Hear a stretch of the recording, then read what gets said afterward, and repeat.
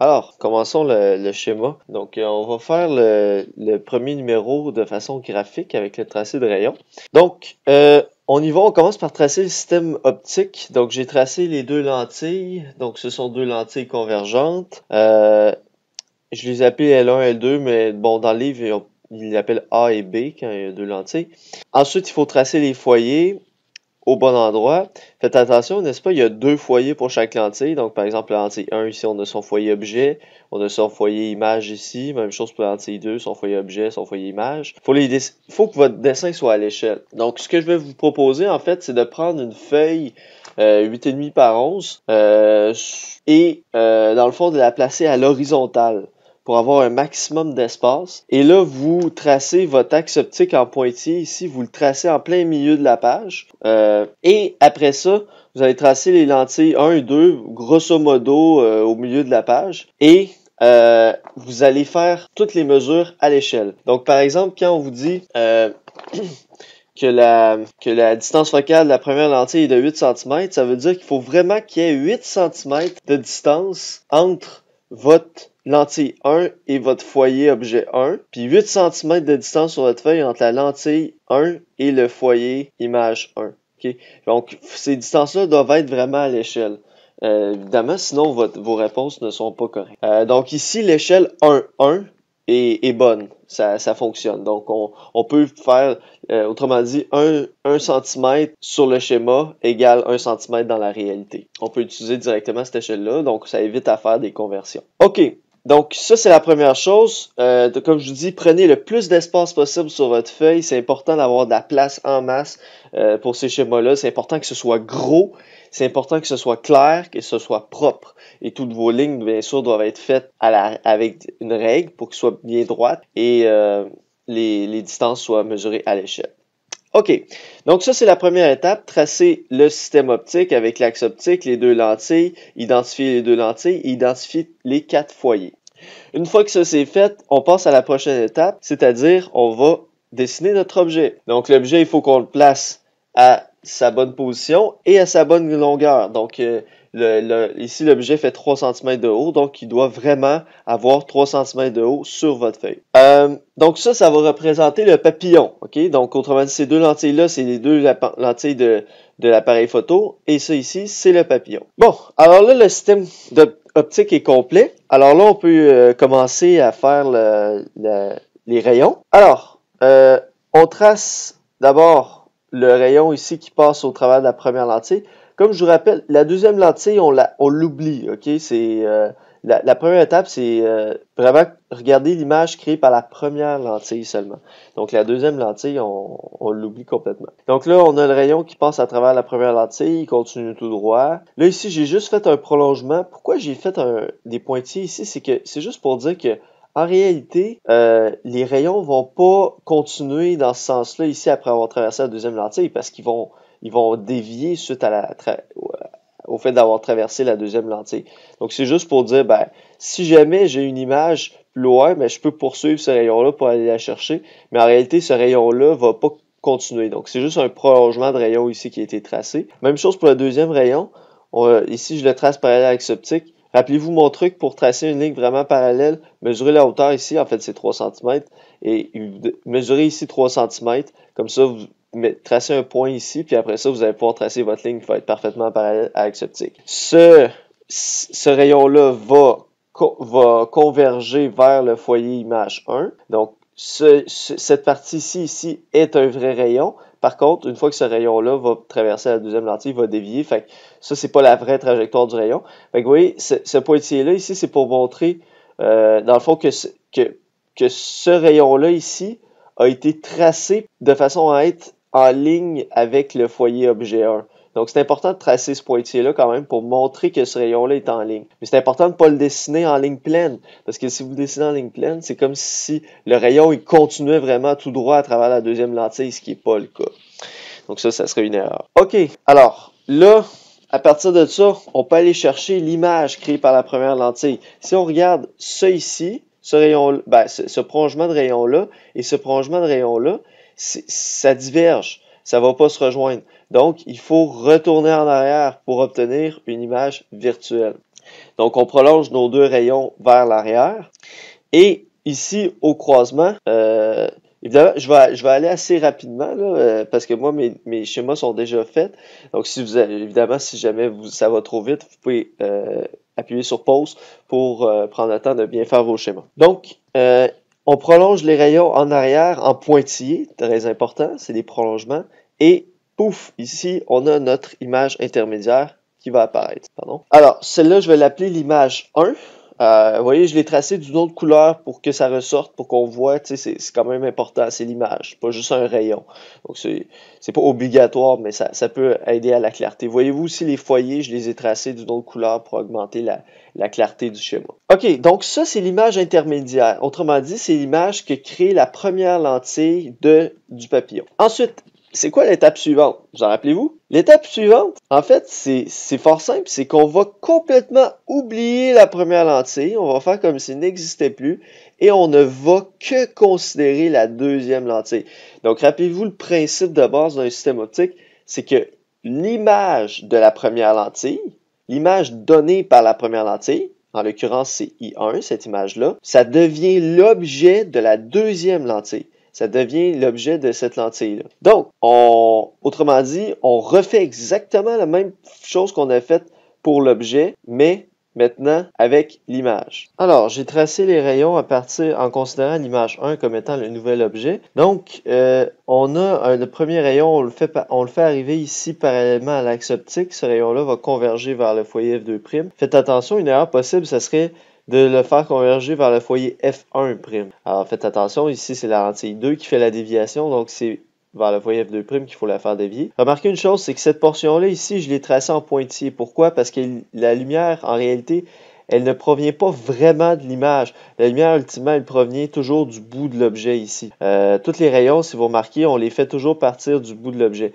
Donc, c'est pour ça qu'ici, je l'ai tracé en pointillé. La lumière, ça, c'est juste conceptuellement pour voir que cette ligne-là ici que vous avez, elle arrive parallèlement à l'axe optique. Puis c'est juste pour qu'on voit qu'elle provient du bout de l'image intermédiaire. Mais en réalité, c'est pas un vrai rayon ici, c'est pour ça que je l'ai tracé en pointillé. Deuxièmement, on va tracer le deuxième rayon. Fait que le deuxième rayon, il part du bout ici et il va aller tout droit. Dans le fond, on fait comme si la première lentille n'existait pas. Fait que là, on fait comme passer tout droit la première lentille. Puis là, ici, il passe par le milieu de la deuxième lentille. Donc, le rayon n'est pas dévié et il continue tout droit ici.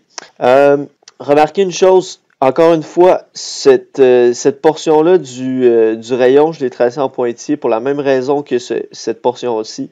Donc, c'est pas un vrai rayon, c'est juste pour conceptuellement voir que ce rayon-là ici provient du bout de l'image intermédiaire. Mais c'est pas un vrai rayon, donc ici, il faut le tracer en pointillé. Là, je sais pas... en fait, là, je vais justement m'attaquer à ce que je disais.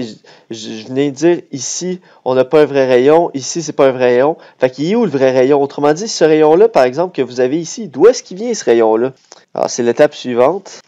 Donc, j'ai complété mon tracé de rayon, dans le fond. Ce rayon-là, ici, il provient de l'objet. Forcément, tous les rayons proviennent du bout de l'objet, de la pointe de flèche de l'objet ici. Tous les rayons qui sont tracés. Donc, forcément, ce rayon-là que vous avez ici, il provient du bout de l'objet, fait qu'on le dessine comme ça ici. Il y a une chose que je veux vous faire remarquer, c'est que il y en a qui pourraient être tentés de dire « Ok, mais ce rayon-là, je l'ai comme dessiné un peu comme à l'envers, dans le sens que j'ai commencé par le dessiner la fin du rayon, puis après ça, j'ai terminé avec le début du rayon. » Fait qu'il y en a qui pourraient être tentés de comme mettre la pointe de flèche vers là. Mais ne faites jamais ça.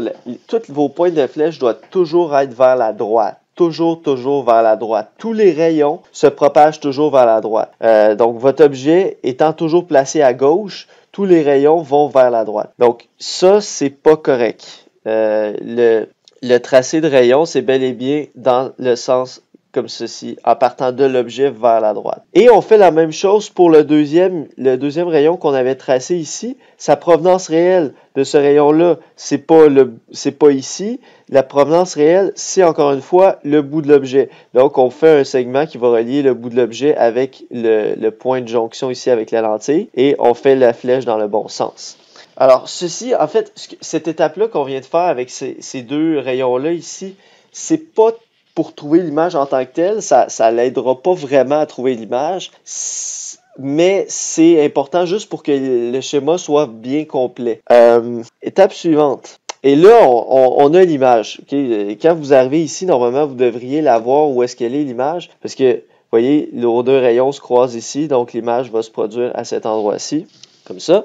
Et on écrit I2 ici pour bien que ce soit clair. Que ça, c'est l'image intermédiaire 2. Surtout, vu qu'on a deux images, c'est important dans vos dessins que vous identifiez laquelle est I1, laquelle est l'image finale, I2. Même que vous voyez, je l'ai tracé d'une autre couleur aussi pour plus de clarté. Alors voilà. Alors, de là, on peut tirer toutes les réponses, en fait. On peut tirer les réponses par rapport à l'image finale, la distance image finale. La hauteur de l'image finale, sa nature et son sens. Donc, vous allez le mesurer directement sur votre schéma. Vu que, comme je vous ai proposé de faire le schéma à l'échelle 1-1, ben vous allez mesurer la distance qu'il y a ici entre votre lentille 2. Dans le fond, la distance image va toujours être spécifiée par rapport à la deuxième lentille, en passant. Donc, par convention, là, on va pas, autrement dit, on va pas aller mesurer, mettons, la distance avec la première lentille, ou on va pas aller mesurer la distance par rapport à l'objet. Okay? Par convention, on va toujours aller chercher la position de l'image finale seulement par rapport à la deuxième lentille, cette distance-là. Donc, vous allez mesurer avec votre règle. Ça va vous donner votre réponse de Q2, dans le fond. Ça va être la valeur de Q2, la distance image 2. Et vous allez mesurer sa hauteur. Et ça va vous permettre d'aller chercher la valeur de YI2. Une fois que ça c'est fait, une fois que ça c'est fait, vous pouvez déduire sa nature et son sens. Donc ici, est-ce que ce sont des vrais rayons qui se croisent à cet endroit-ci? Oui, effectivement, vous voyez, c'est des traits pleins qu'on a tracés, donc c'est des vrais rayons, donc c'est une image réelle. Et finalement, son sens, ben c'est inversé. Et là, on a terminé de résoudre le problème. En fait, non, c'est pas encore tout à fait terminé. Il reste une dernière chose à faire, c'est de compléter les rayons.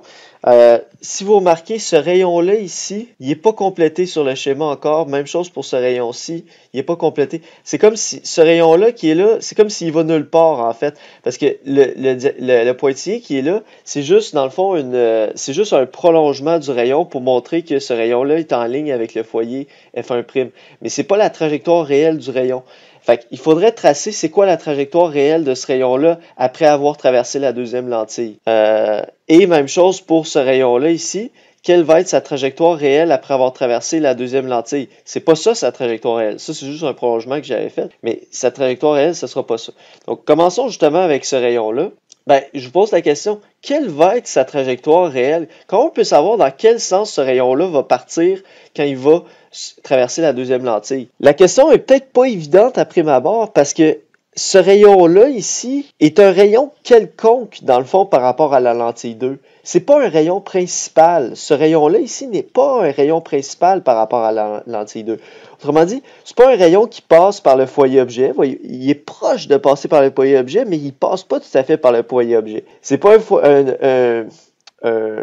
un rayon qui passe par le foyer image, c'est pas un rayon qui passe, c'est pas un rayon qui arrive parallèlement à l'axe optique. C'est pas un rayon qui passe par le centre de la lentille 2 non plus.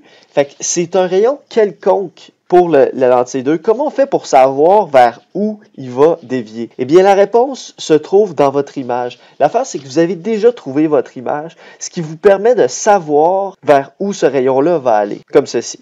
C'est qu'en réalité, ce rayon-là ici, il provient du bout de l'objet, mais forcément, tous les rayons qui proviennent du bout de l'objet, en sortant du système optique, c'est-à-dire en sortant des deux lentilles dans la zone de droite, ils vont tous forcément converger vers la pointe de l'image. On n'a pas le choix. Donc, ça, c'est ce qui nous permet de compléter ce rayon-là, de savoir, en réalité, on sait que ce rayon-là, qui est quelconque pour la lentille 2, il va partir dans la direction ici, parce qu'on sait qu'il doit lui aussi converger vers le bout de l'image.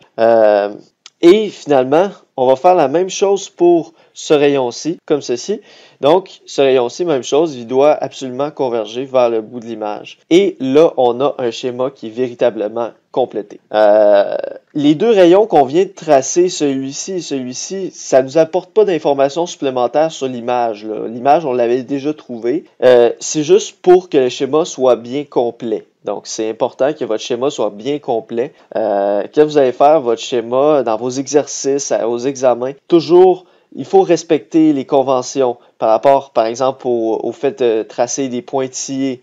Quand c'est des prolongements, comme ici, c'est un pointillé. Tracer en ligne pleine quand c'est des vrais rayons. Tracer le sens des rayons. Tracer le flèche ici pour qu'on voit si c'est une lentille convergente ou divergente. Mettre les foyers images avec le prime. Donc, mettre les images virtuelles en pointillé, les images réelles en ligne pleine. Donc, c'est beaucoup de petites choses. C'est pas sorcier vraiment les systèmes de lentilles, mais il y a beaucoup de petits détails à faire attention pour que le schéma soit parfait, soit réussi de façon exemplaire. OK. Donc là, le schéma est véritablement complété et on a déjà des réponses pour les positions images puis la hauteur de l'image finale. Maintenant, ce que je vais vous inviter à faire, c'est de résoudre l'exercice de façon algébrique. Donc, vous allez prendre les formules qu'on a vues dans la diapo précédente et vous allez trouver d'abord la position.